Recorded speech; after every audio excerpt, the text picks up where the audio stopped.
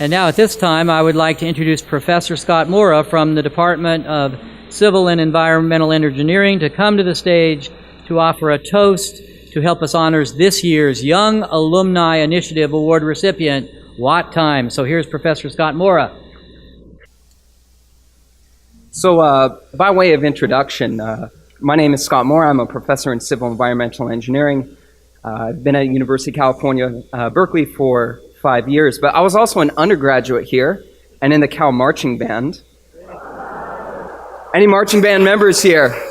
Raise your hand. So I had the honor to spend a lot of time here in the home under the dome. But we're here to honor WattTime. So let me pull up my notes here. Okay. So WattTime was founded by Berkeley students, including many iHouse residents. In particular, Gavin McCormick, Margot Fried, Brenno Kenji, Vishwanath Bulusu, Giovanni Zenati, Sandeep Data, Allie Wang, Sebastian Benthall, and Justin Moon. In addition, I've also had the honor to serve on Vishwa's dissertation committee. But let me highlight for a moment WattTime. There's 3 points that I really want to make about WattTime. The first is, in my time at Berkeley, WattTime is the shining example of students who come to Berkeley, pursue their PhD research, and are able to translate it into the industry to really make impact on society. They are the shining example that I can think of, and I am very thankful that they have had this accomplishment. Which brings me to my second point. And the second point is, because they are the shining example, WattTime has really been an inspiration for all the students I interact with in terms of their success and what can be accomplished in terms of their doctoral research. So I want to thank you again for that. And in addition, they really value their time here in the Berkeley community. WattTime has been just absolutely fantastic about coming to many events on the Berkeley campus, recruiting our students, getting them involved, and without a doubt, WattTime has Berkeley's DNA through and through in terms of how diverse the organization is, how they really leverage the talent of the students. And much of that really happened in the walls of the iHouse here. So, with that, I would like you to raise your glasses.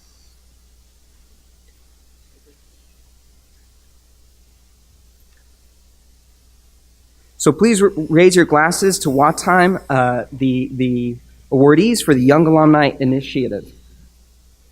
Hear, hear.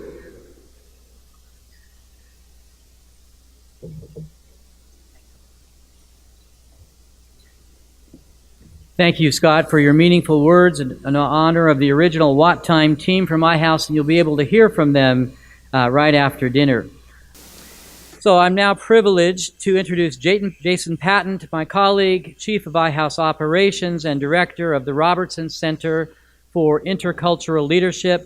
The Robertsons Center is a center of excellence for training and research to advance intercultural leadership, understanding, and collaboration across cultures. Jason, glad to welcome you here. Okay, great, thanks. All right, thank you, Hans. And good evening, everybody. Wonderful evening, wonderful to be with all of you tonight. This is the first year that iHouse has presented the Young Alumni Initiative Award.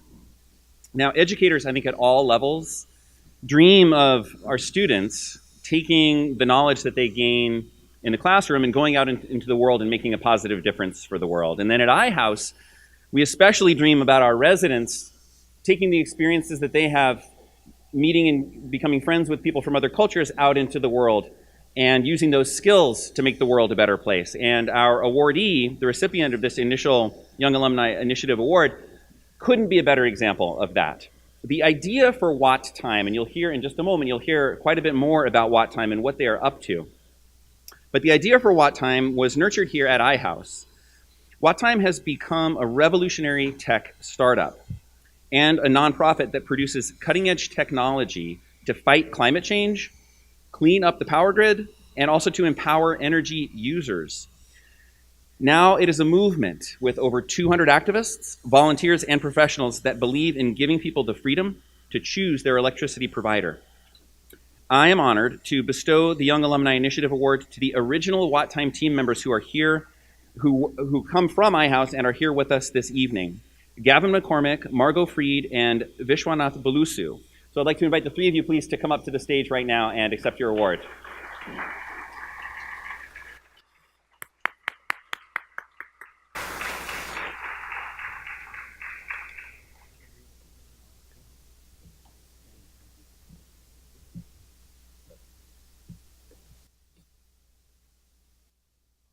So here it is, International House 2018 Young Alumni Initiative Award in recognition of creating a revolutionary tech startup and nonprofit that produces cutting-edge technology to fight climate change, clean up the power grid, and empower energy users. Congratulations.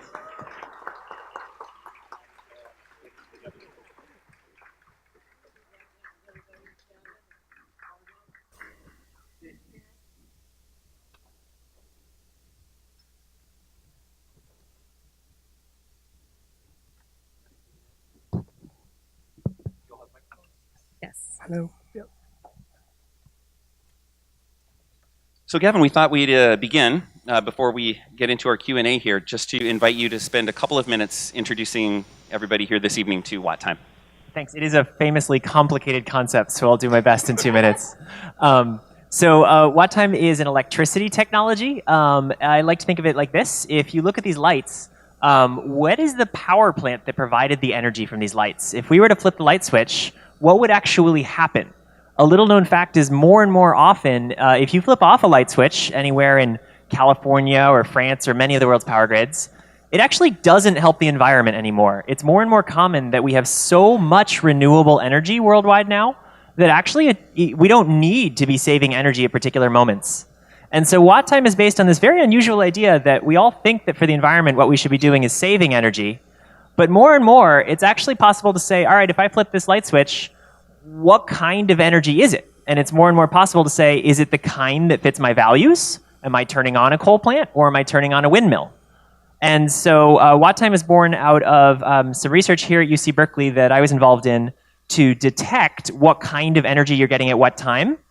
And originally that would have been the end of the project, but it manifested as this very unusual project that it then turned into a software engineering project saying, can we time a device to deliberately only use energy when it's coming from sources that match our values?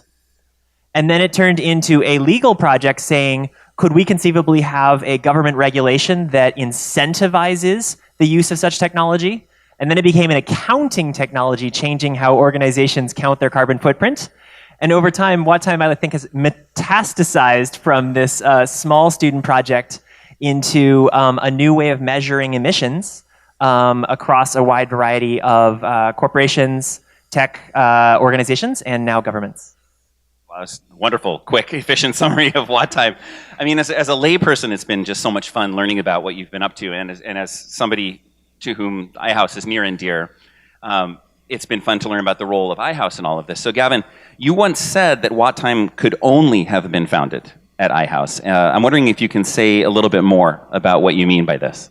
Sure, I think, so I was one of the very first people to be thinking about this thing before it had a name, WattTime, and I was a very shy student who was not the kind of person who was going to go found an organization, and it would really have died there with me and a couple other people who thought about it. Except what happened is people at iHouse always ask you what you're doing this weekend. And so when I said I'm going to go work on this geeky technology thing, people said, well, that sounds fun. And so many people, it was their first few months in the country. I always thought the first day of every semester was so cool because everybody was in the mood to join things. And so it happened to be the first of the semester, and everybody said, I want to jump in and do whatever this energy thing is you're doing. And so compared to so many other startups that were founded at the same time, we quickly grew to 200 people, many of them iHouse students, who were solving very, very different pieces of the puzzle. And so we didn't look like a regular tech startup. There wasn't the three founders with equity arguing with VCs for how much money they could get. It was hundreds of people saying, how can I add my unique talents and perspective to take this ball a little bit further? And we quickly found out we were solving problems that we had been told no one could solve because everybody had a very different approach to how to keep moving. Wonderful. I mean, in so many ways, I think of you all as epitomizing the concept of the high-performing global team in the way that everyone's contributions are maximized on this team. So, Vishwa, and I know that you're a graduate of CIL's Intercultural Leadership Initiative from your time here at IHOuse. Yep. And it's also called ILI for short. And as someone who has received the intensive training in global leadership that you received through that program, can you give us one example of something that you learned in ILI that played out on the WattTime team? Okay. Okay. I remember this workshop we had.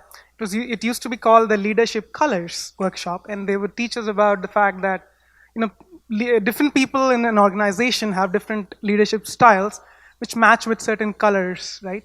And there was, I think, green, which are people who are logically driven. Then blue, people who are emotionally driven. Then there was gold, people who are responsible, like they need to get stuff done at the right time, right moment. And then there are the orange people who are very they are sparky and quirky, and they have like, we should do this, we should try that, sort of out there. It was funny because we had learned this, and then I remember when we were doing these coding sessions, or someone was like, I don't even know how to code. And I'm like, well, let's figure out what you can do here. And then why don't we try this thing, why don't we try that thing? So there was always a little flavor of each of those colors. Consciously, you don't think about these things once you've learned it, but subconsciously it's always like, okay, this guy is sort of standing out there, giving up an idea. The conflict automatically dies because you yourself are pushing to say, wait, why don't I just stop here and listen to what he's saying? It's not that he's trying to put us down, it's just that he actually has a style of putting it out there. And then there would be people who would try to make sure everyone's on the spot. Gavin would be there, just jumping around like, everybody do something. Then there was Anna, who was the co-founder, and she would be like making sure everyone's doing the right thing at the right time. But yeah, so these things happen. Another quick example, I know I didn't want to eat up time.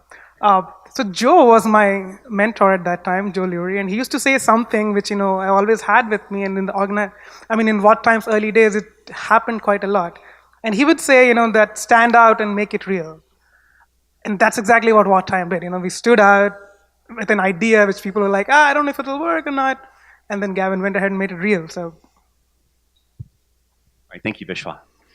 So, Margot, as a member of the iHouse WattTime team, can you tell us about a time when things got difficult with other team members and how you worked through it? Specifically, we're looking for a challenge that was rooted in some sort of cultural difference, and whether that's a difference in national culture, field of study, any other sort of cultural difference. Yeah, for sure. Ooh, that's loud.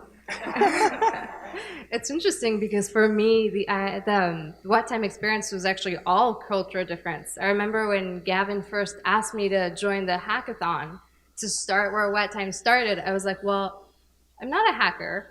I'm not a programmer. I'm not a software designer. I'm not an engineer. Like, I was a psychology student. I was like, what am I going to contribute to this? Like, why are you asking me? I loved you. We're really good friends. Or we had a really great friendship that started at iHouse, actually. But I was like, what am I? And then I had all these fears. I was like, oh my God, I'm going to be incompetent. What am I going to do? Why am I here? And then he started showing me and talking to me more about the project and the passion and showing me some images and things. And I was like, the project is amazing, but those images and like, that doesn't look great, Gavin. And what I realized was that all of the people on the team were smart people with like numbers and code and programs and things, but they didn't really do the people aspect. And now, today I'm an intimacy coach. This is what I do. I'm great with people, but I don't do numbers. And so I realized, like, I came from a field of study that was so like, I never anticipated I'd find myself at a hackathon. And so for me, the biggest difficulty actually was accepting to participate and be like, actually, even though I'm afraid, and I feel like everyone at one point in their life is like, oh, I'm not gonna have anything to contribute. I'm not smart enough, I'm not good enough, or I don't know. And actually say, well, I don't know, but I actually have a skill that's a little bit different than what everybody else on this team seems to be doing. And so I remember going to the hackathon and just bringing joy and making pretty pictures and pretty things for it to look nice. And I was like, oh, actually, all of these things came together and it made sense.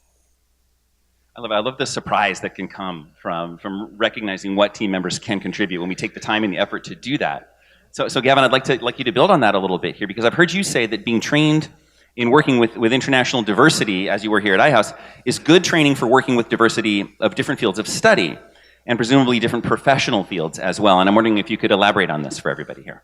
Sure. I think it's been one of the biggest surprises for me about a startup. I think I used to think of a startup as being like a small business that just keeps growing a little bit. No, it's nothing like that. A startup that's really trying to change something, I think I discovered, is a series of handoffs. It almost feels like hot potato. So the first thing you have to do is invent something. But actually before that, you need to figure out what you want to invent, so you have to find a problem. And then as soon as you invent something, you have to be able to explain it to other human beings, which turns out is really hard. But you're amazing at it. Like, this guy is amazing at that. He got all of us on board. Thank you. And it's been really fun to just see how you take one story and you explain it to someone with a completely different mindset. I quickly learned explaining something to someone in a different language or a different country is really similar to trying to explain economics to an engineer or explaining law to a psychology major.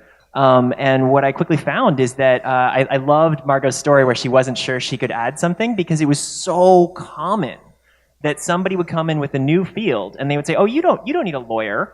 Law is easy. I don't do any big deal. And then in 10 minutes of their work, they would have saved us something we could not have done in 6 months. And so I became convinced that fields are cultures, that when you're trying to get a politician and a software developer and accountant to agree on something, you're talking about different languages, different norms, different shared assumptions. And it was because of this coincidence that we all met in this way, that things that felt easy to each one of us were so valuable to everyone else, and I would never have seen that coming. So continuing, Vishwa, with you, have you got any examples of how your work on the iHouse WattTime team helped to prepare you for the work that you're doing right now and for what you plan to do in the future? Okay. So I always, when I first came from India, and even in my undergrad days, wanted to be what I call a socially responsible engineer. WattTime for me was the first moment at Berkeley where I found a beautiful way to do that. And at that time of my career, I was working on electric vehicles.